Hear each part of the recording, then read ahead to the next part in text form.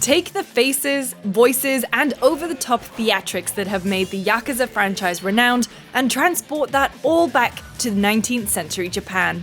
The result is Like a Dragon Ishin, an enticing period piece that also includes the series' action brawler gameplay and ridiculous hijinks. Even though the context has changed, swapping the gangs of the modern criminal underworld for political factions in a tumultuous time in history, Ishin is yet another example of what developer RGG Studio does best: melodramatic storytelling. It's been a long time coming, as Yakuza Ishin, originally a PS3/PS4 game from 2014, was not previously localized and brought to the West like other entries in the franchise. This new version lands somewhere between a remaster and remake, but it is based off of older iterations of Yakuza games, which makes Like a Dragon Ishin feel dated in several respects, particularly in moment-to-moment gameplay. Still, its fundamentals are solid, and the main draws of the franchise remain intact, hooking me with its characters and twists that had me eager to see its historical fiction unfold from chapter to chapter.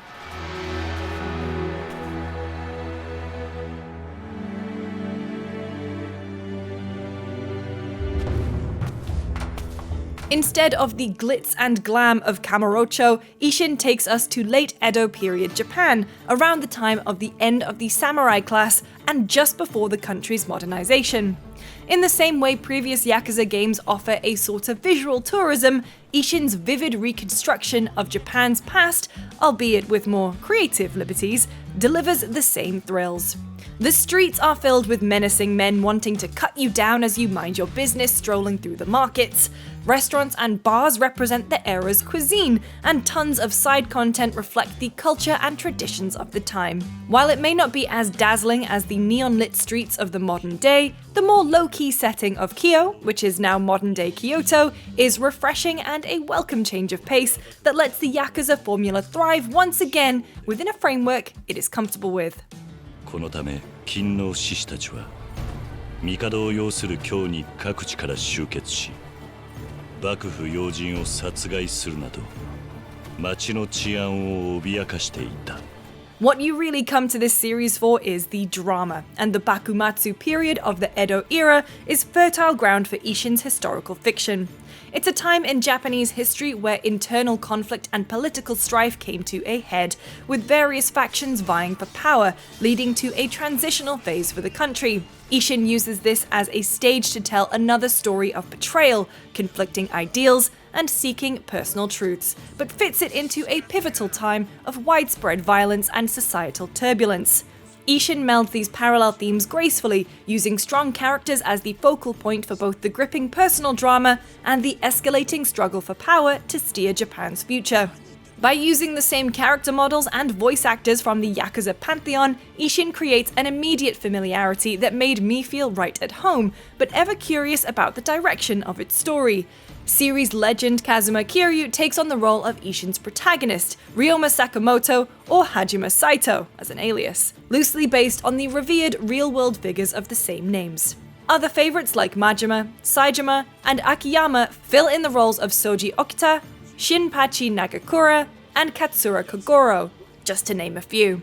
It's wild to see such an all-star cast don the names and roles of historical figures, but what's more striking is that each character remains true to their ethos and personality from the mainline games.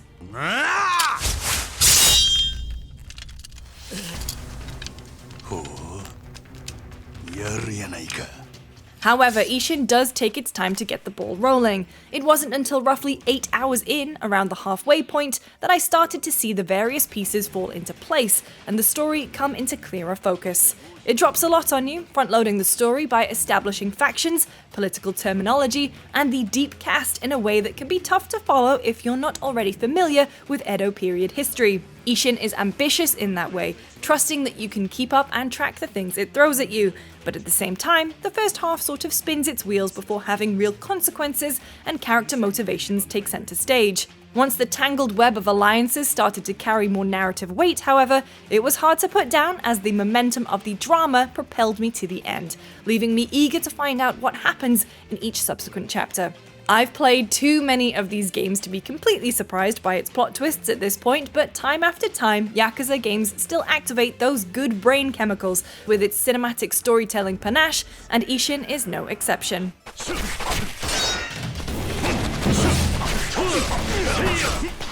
Ishin's tried and true action brawler combat serves as a sufficient vehicle for all the gripping drama and larger-than-life characters.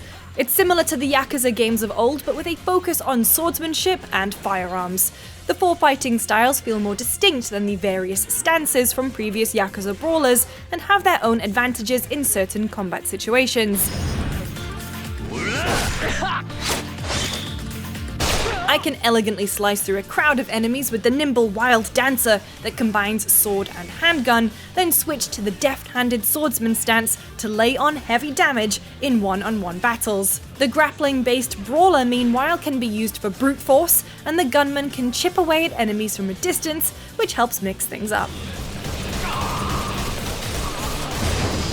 Ishin can be as technical as you want it to be, even though basic hacking and slashing can get you through most of the story's battles well enough. Like other entries, you'll fight through hordes of enemies in story-driven scenarios, and they tend to have a bag of cheap tricks in their back pockets that are inoffensive at best and annoying at worst. On the other hand, Ishin's boss fights are a highlight, which feel less like a war of attrition and more of a duel between skilled swordsmen. And these battles are topped off with over-the-top theatrics, in true series fashion. I can stab a dude in the gut 5 times and fire 10 shots point blank, but when the dust settles, those gruesome heat actions were just a bloodless way to settle the score.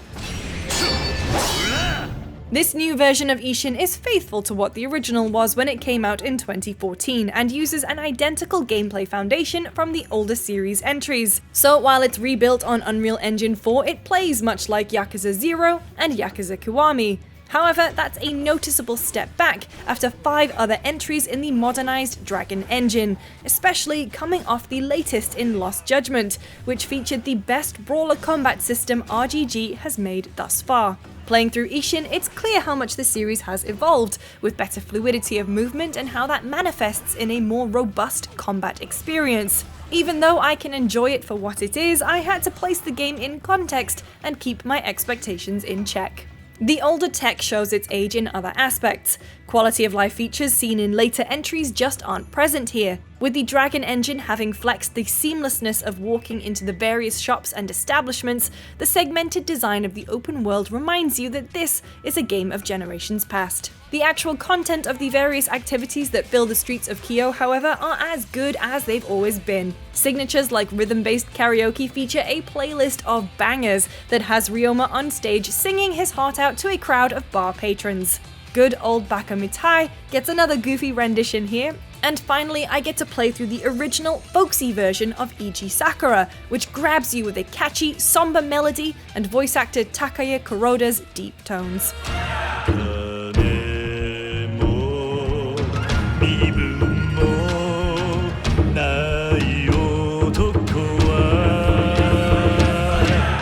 And as someone who loves rhythm games, the fan dancing minigame and sub-story had me sinking even more time in chaining combos to some catchy Japanese folk tunes, as Ryoma showcases his elegant traditional moves.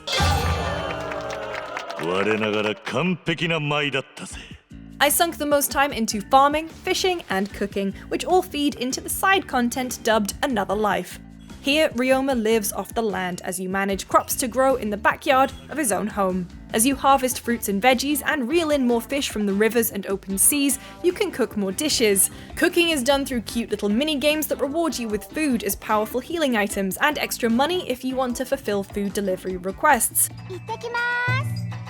It's also how you connect with Ryoma's adoptive daughter Haruka, who is essentially the same character as in the mainline games.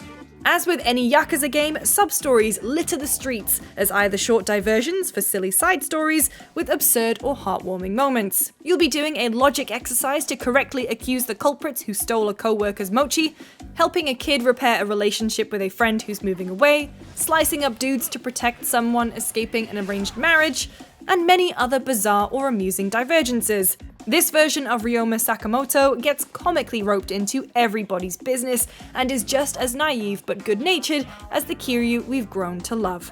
There are a ton of these sub-stories as well, which can be overbearing when they automatically trigger and interrupt the main story's momentum. And while not every one of these sub-stories is worth writing home about, they're always welcome as a reason to keep playing and experience the ever-present goofy side of RGG games.